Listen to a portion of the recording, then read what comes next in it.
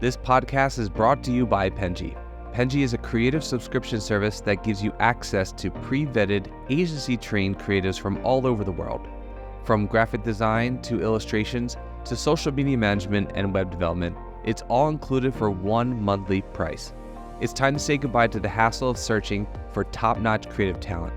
With Penji, you get quality and consistency delivered right to your inbox every day, carefully crafted for you by humans. So meet your new creative team today. Head over to penji.co for more and enter the coupon code located within the podcast show notes.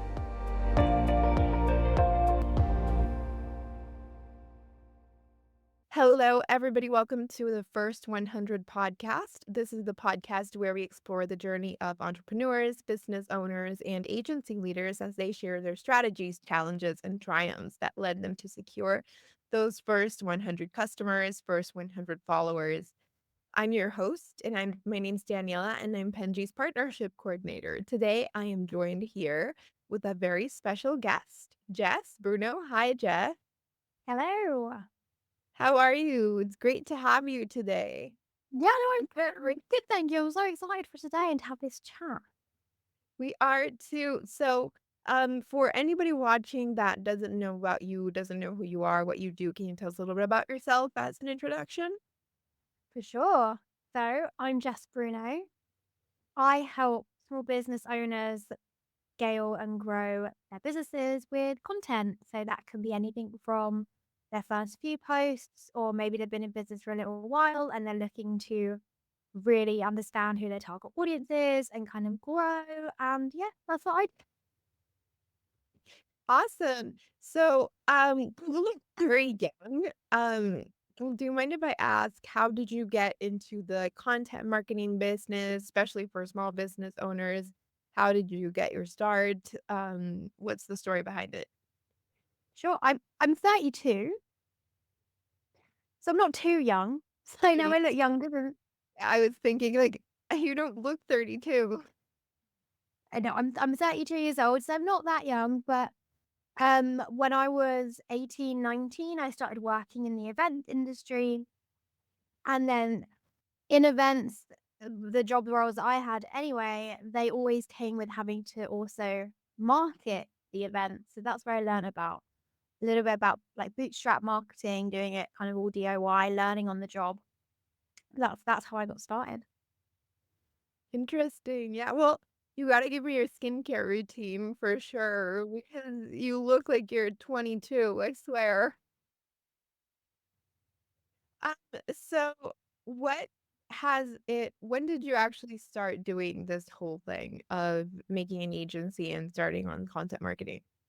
Sure. I haven't got an agency. It's just me. I work with my clients one on one, but I started planting the seeds in 2019, but in 2020 things started really kicking off. I started my business. I didn't think I'd ever do it. I didn't think I'd ever start a business. It was not really my plan. Until lockdown happened and all of my friends who were in the creative industries, they started their own businesses because the creative industry has kind of dried up completely. And so Okay. I have friends who were doing like a postbox brownie business. Some people started resin businesses. Some people wanted to grow their personal brands. And because they knew my background and kind of the bigger corporate companies I was working with, they all were messaging me asking for advice. And so one day I thought, well, maybe I've got so many people asking me that maybe I should just do an Instagram post about it. I can just direct people there. And that's how it started. That's I've heard a lot of people who, like, had that situation during COVID where they were out of a job or, like, things were just, like, completely lost, and they started to pursue their own sort of affairs, and I think it's Yeah. really cool because in a way it helps you kind of find your own path, even if it was a really strange way of getting there, right? I mean, it was still for me, it's in my same industry, so I kind of slipped in quite nicely, but for my clients and especially my friends who were starting their businesses, it was something completely Sudden. alien to them. Yeah, yeah, yeah. Yeah, I can imagine how overwhelming that is.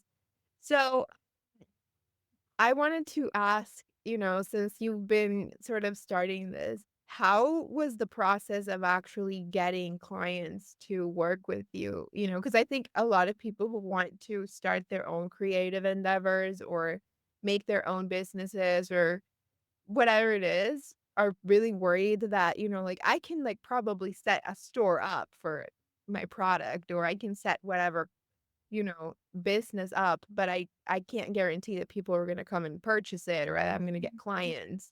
How were you able to navigate that? I think the everything's really changed since 2020 from a buyer perspective. In 2020, especially for the online business world, it was a case of setting up a store, posting about it on Instagram, and you'll get a bit more eyes on you right there because people are looking. But now the it's all changed and it's always going to change. Nothing's ever going to stay the same. So my advice to previously, when I first started, I was doing a lot of outreach. I was doing a lot of networking, online networking, and I was just, putting myself out there. I also had the advantage of people coming directly to me because they knew my background. But if I was to start my business now, I would say, and let's say I'm completely new and I don't have any links. No one knows of me. I would say in real person networking is huge, huge. You want to find communities that have a wealth of your target audience and get yourself in that group. Get yourself in that group. And you can also do that online. You can do that virtually as well. But if you want to get clients, I would say try, and you've just started, I try and go to at least one networking thing a week. That might sound like a lot, but there is so many out there that you could go to. And that could be a mix of online and offline.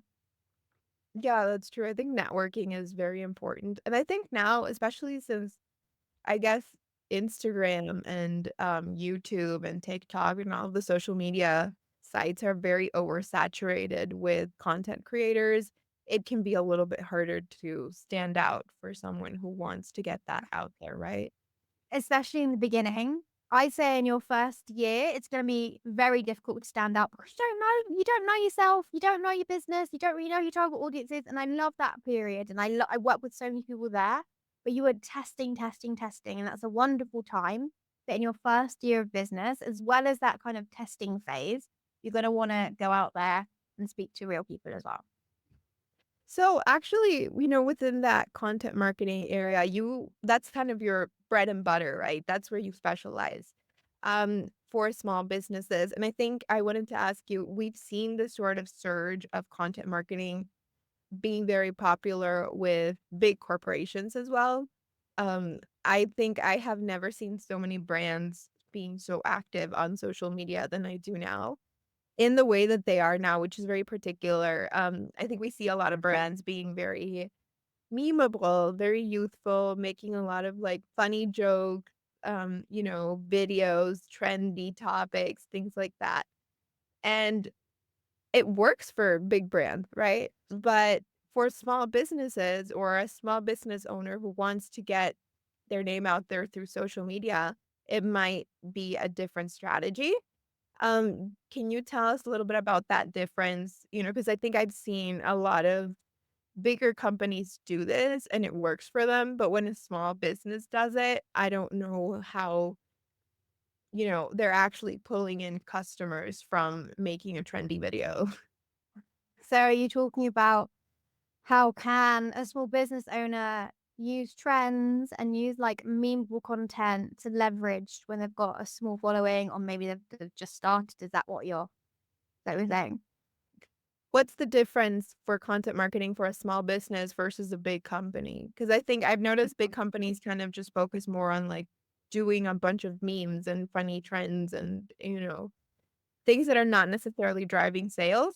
Whereas a small business owner, I think the main purpose for a small business owner is to grow that business, right? To get more clients, to get that name out there.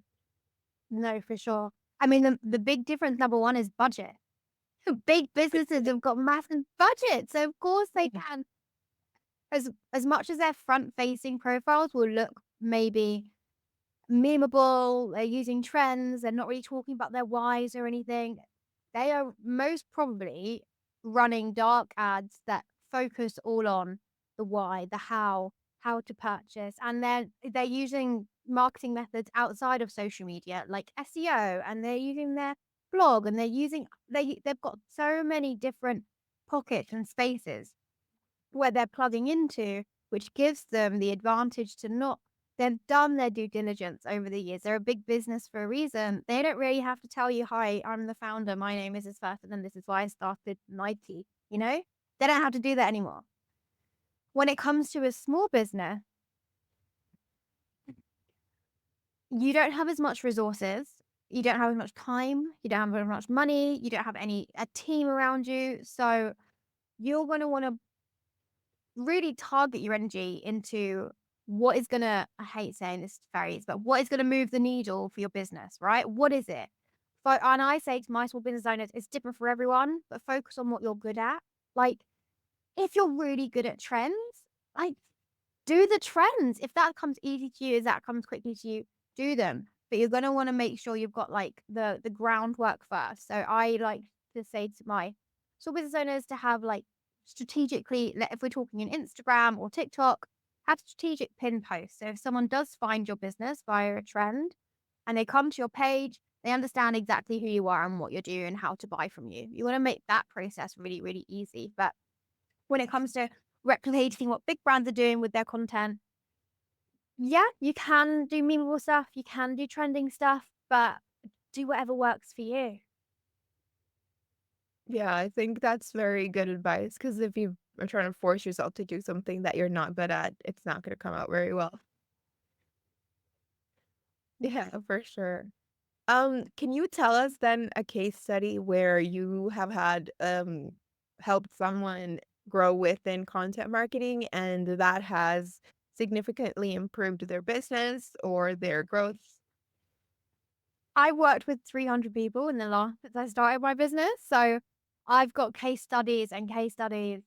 I could be here with you for hours, but I want to put on a client that I worked with very recently, and they're a small business. If we're talking to small businesses, they're in quantifiable terms, they have 3,000 followers on their Instagram and about 2,500 on their TikTok, and they've been running their business for about 4 years.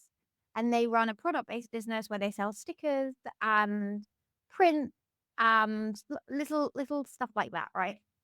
We started working together, and they said, I've got an idea for this product. I've been touting it for ages." And well, I just said, "Why have you not posted? Like, why have you not posted it? Why are you not talking about it?" And they're waiting for perfection. Or a lot of my clients, when they come to me, wait for the perfect post, wait for the perfect time, has to look a certain way. And I said, I want you to make something easy as possible, okay? And just tell people exactly what it is, how to purchase it, right? And they've got a good following on both accounts. Nothing to go home about. Nothing to like say they've vanity wise, they're not over that 10K mark, they're nowhere near the 100K mark, and it might be perceived from outside as not a big business or not a, you know, proper business when you don't have those numbers, right? But my whole thing and what I specialize in is helping smaller figures, smaller numbers of profiles to monetize their following so they can scale. And so we created a campaign, and that campaign led to 2 viral posts on TikTok and 1 on Reels, and she had to restock the product that she was too scared to post 4 times because it kept selling out. And that was because a few mindset shifts around not having to worry about perfection, but also knowing that they can post unapologetic content that tells people exactly how to buy your stuff without worrying that anyone's gonna be annoyed. And then people will do it.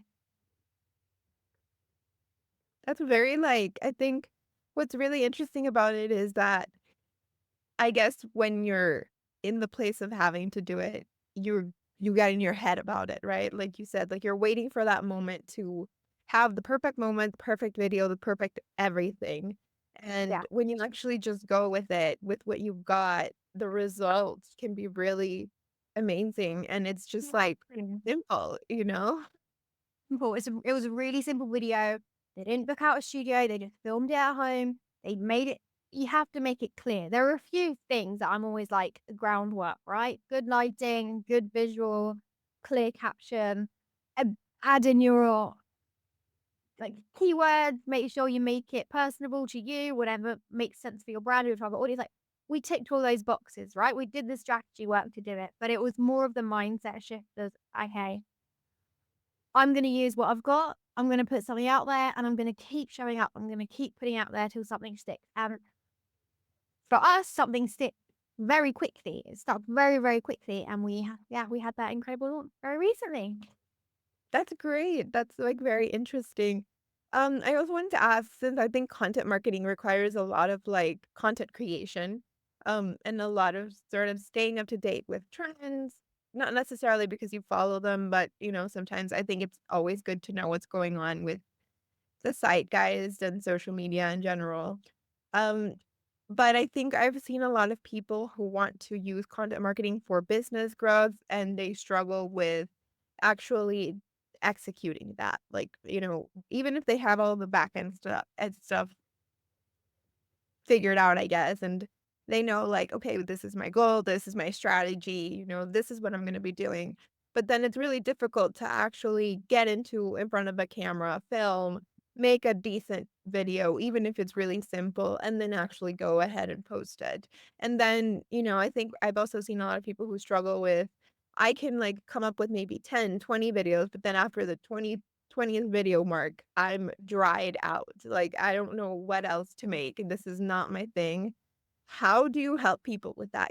How can you ensure that your content remains fresh, that it remains relevant, that your ideas are flowing, especially for people who probably don't naturally have a knack for this or, you know, are just doing this to promote their business? I always go back when someone comes to me and they say the things that you've said to me. I've got the strategy. I've got this. I've got notes on notes. I've got so many saved audios. I've got so many content ideas. The implementation is my problem, and just showing up is my problem, and making content my problem. I always say to them, "Why did you start your business in the first place? What lights that fire in your belly? What would you go stand on top of a hill and shout about? Why is your business there in the first place?" When you can find that silver lining in the middle, that is the bones of your business, that's the heart of your business, like, that's when content becomes really easy because you'll get to be comfortable with saying the same thing over and over again. Oh, sorry, hang on. My Alexa's gonna tell me I've got a meeting in 10 minutes. Mm. There we go. Alexa, thank you. But yeah, when you've got passion, content becomes really easy. You don't care what it looks like. And when you start like shouting and banging that drum on what you care about, like people start listening. People start listening. So I work with my clients to find what they'll feel comfortable with saying again and again and again and again, because your business, you don't have to have 20 ideas. You could have 5 really, really good ideas that you just go around and round and round again on and do different ways of doing it. Well, that's very interesting, because I think a lot of people are just trying to come up with like a million things so that they always have like fresh new stuff. But It's working still with fresh. yeah, It's still fresh, but you want something that's gonna be timeless. yeah. Something that I guess people can go back to watch even if it's 2, 3 years later, right? Exactly. I think the where content is going, yes, it's quick. Yes, it's evergreen, but another kind of thing about one of my clients, she just had her August off. She had the whole of August off and she was still getting leads. She was still getting people booking in with her because content does have more of an evergreen path now. Like even on TikTok, you're promoted videos that are made a year ago, that are made 3 months ago, the same with Reels as well. Like it feels like content is this fast-paced thing that's gonna disappear, but it's not. Actually, I agree because I had an experience with like I went on a glamping trip like in 2021, December of 2021. I went glamping and I made this random video because I'm not an influencer, I don't make content or anything. I just made this random TikTok of myself glamping because I thought the place was cool. And I recorded like, the facility and I was like, "Oh, this is a great weekend." And for some reason the video went viral. I mean, I wouldn't say viral, but it was really popular. And for someone who had like 10 followers, I was a bit like, "What?" Like, because I had like it has like I think like 200,000 views of people and a bunch of comments to this day of people mentioning each other and commenting and like Huh? saying stuff about like let's go like and then a lot of people were asking me for like the address and stuff like I was like a travel influencer and I was like I'm really not. And I mean, I'm not a TikToker, but I'm like that video that I made years ago, and I'm not like consistent with my posting or anything like that because I mostly just do it for fun, Yeah. when I feel like posting whatever. And that particular video is still doing really like I will still get people sort of interacting with it. Obviously, not as much as when I posted it, but I'm just like, why are they still watching this? It's been years. Literally, it's just how social media works. Some things, if it's not a good post, and I'm sorry to say that, but if it's not a good post, it might only have a 24-hour lifespan, right? But if you create a good piece of content, it has the power to live on and on and on. Yeah, that's true. I agree, 'cause I was kinda, like, baffled, and my friend, I even told him about it, and he was like, "Well, 'cause you made the video extremely, like, perfect for social media," and I was like, "I didn't do it on purpose, it was just a really pretty place." Yeah.